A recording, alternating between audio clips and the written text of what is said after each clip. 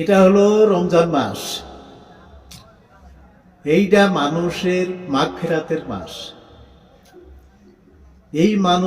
এই মাসে মানুষের সমস্ত গুনাহ মাফ করে মানুষ নিষ্পাপ হবে।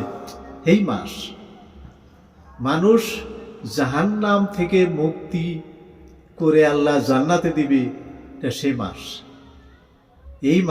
এই মাসে মানুষের জীবন উন্নত করার মাস এটা।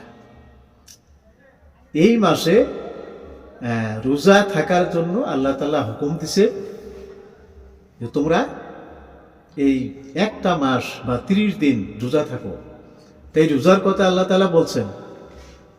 কোরআন কারিমে একটা আয়াত দিয়েছেন আল্লাহ তাআলা, ইয়া আইয়ুহাল্লাযীনা আমানু কুতিবা আলাইকুমুস সিয়ামু কামা কুতিবা আলাল্লাযীনা মিন কাবলিকুম লাআল্লাকুম তাত্তাকুন। এই আয়াতটা আল্লাহ তাআলা কোরআন শরীফে নাযিল করে দিয়েছে। আর এই আয়াতের অর্থ দেখেন, আল্লাহ কইছে, হে মুমিনগণ, তোমরা এই সিয়ামের রোজা পালন করো।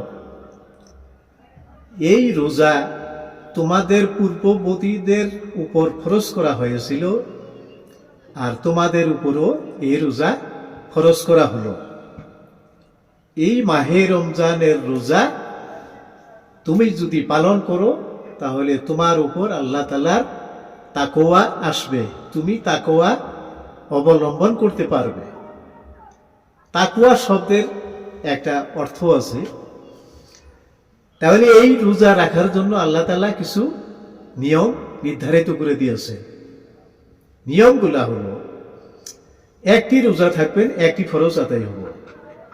30টি রোজা থাকবেন, 30টি ফরজ পাবেন। একটি ফরজ কামাই করবার গেলে যথেষ্ট পরিশ্রম করা লাগে, যেহেতু রোজা একটা এমন একটা সাধনার একটা ইবাদত, যে এই রোজা কিভাবে থাকবেন, সাধনাটা কিভাবে করবেন, আল্লাহ তাআলা একটা নিয়ম নির্ধারিত করে দিয়েছেন। নিয়মটা হলো যে আপনি শেষরাত্রে সেহরি খাবেন, মাগরিবের নামাজের সময় ইফতার করবেন। এই সেহরি খাওয়ার পর থেকে ইফতার পর্যন্ত আপনি পানাহার নিষিদ্ধ, আপনি আহার করেন না, আল্লাহর নিষেধ এটা। আপনি যদি সারা দিন ভর অনাহারে উপবাসে থেকে এই পবিত্র রমজান শরীফের রোজা রক্ষা করতে পারলেন, তাহলে আপনি আল্লাহর তাকওয়া লাভ করতে পারবেন। দ্বিতীয়টা হলো যে রমজানের মাসে আল্লাহ তাআলা আরেকটি কাজ আপনাকে নিষিদ্ধ করছে। সে কাজটা হলো, যেমন আপনি সেহরি খাওয়ার পর থেকে মাগরিব পর্যন্ত স্ত্রী সহবাস করেন না, এটা আল্লাহর তরফ থেকে নিষেধ করছেন। তাইলে এই নিষেধের মধ্যে আছে তাকওয়া শব্দের অর্থ। আর সামনে যে রোজা থাকবেন অনাহারে থেকে, এটার মধ্যেও আছে তাকওয়া শব্দের অর্থ। এই দুইটা শব্দকে যদি আপনি একত্রিত করে মেনে নিয়ে যদি রোজা পালন করতে পারেন, তাহলে আপনি আল্লাহর এই তাকওয়া লাভ করতে পারবেন। তাকওয়া লাভ করছেন মুমিন বান্দারা, যারা এই মহাসাধনা রোজা, তারা এই রোজা তারা নিয়মিতভাবে রোজা পালন করে আল্লাহর সান্নিধ্য লাভ করে তারা তাকওয়া লাভ করছে। যেমন এই যে আপনি সারাদিন ভর অনাহারে থাকলেন, কিছু খেলেন না, আপনার জীবাত্মাটা পরাজয় হয়ে গেল, পরমাত্মাটা জিন্দা তাজা হয়ে উঠল। তাই আল্লাহ তাআলা আহার করেন না। এবার যদি আল্লাহর নিয়মিতভাবে আপনিও আহার না করেন, তাহলে আপনি আল্লাহর এই তাকওয়া লাভ করলেন। তো অনাহারে থাকলেই, নিয়মিতভাবে অনাহারে থেকে যদি আল্লাহ স্মরণ করেন, স্মরণের মধ্যে অনেক কিছু আল্লাহ নিয়ম নির্ধারিত করে দিয়েছেন।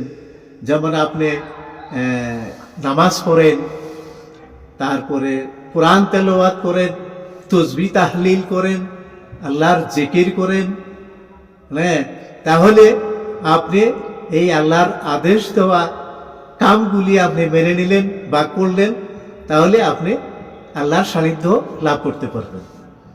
তার মধ্যে রোজা এই যে নিয়ম নির্ধারিত করে দিল, আপনি খালি সারাদিন ভর অনাহারে থেকে রোজা পালন করবেন, এর মধ্যে আরো যে আল্লাহর হুকুম আছে ফরজ আদায় করার জন্য, সেগুলো আপনার আদায় করতে হবে। যেমন আপনি সকালে ফজরের নামাজ পড়লেন, তো নামাজের আগে আল্লাহ তাআলা রসুলের একটা হাদিস এখানে আছে, যেমন আপনি মেসওয়াক করলেন, দাঁত ঘষলেন, এই দাঁত ঘষার জন্য আল্লাহ রসুল কিছু নিয়ম নির্ধারিত করে দিয়েছে। উনি কিছু শ্রেণীর গাছের ডাল, শিকড় এই সমস্ত দিয়ে দাঁত সাফাই করত। তাই উম্মতেকেও ওই শ্রেণীর ডাল, গাছের শিকড় দিয়ে দাঁত ঘষার জন্য, দাঁত ঘষার জন্য আদেশ দিয়েছেন।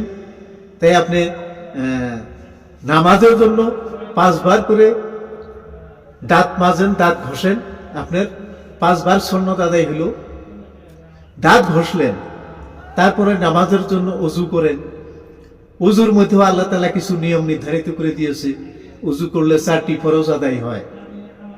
তো অজু যখন শুরু করবেন, তখন আপনার এই হাত দুটি যখন কবজা পর্যন্ত ধুবেন, তখন আপনি এই হাত দিয়ে যদি কোনো পাপ করছেন, সেই পাপগুলো ঝরে পড়ে যাবে, শরীরে থাকবে না।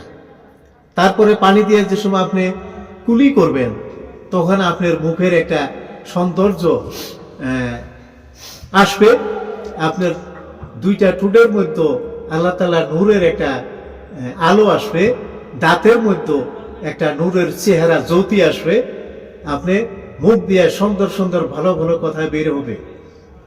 তারপরে যে সময় আপনি পানি দিয়ে মুখমণ্ডল ধোবেন, তখন আপনার মুখটা আল্লাহর নূরের চেহারায় সৌন্দর্য বেড়ে যাবে। চোখ দিয়ে যদি আপনি কোনো পাপ করছিলেন, তাহলে চোখে পানি দেওয়ার সঙ্গে সঙ্গে আপনার চোখের পাপগুলো ঝরে পড়ে যাবে।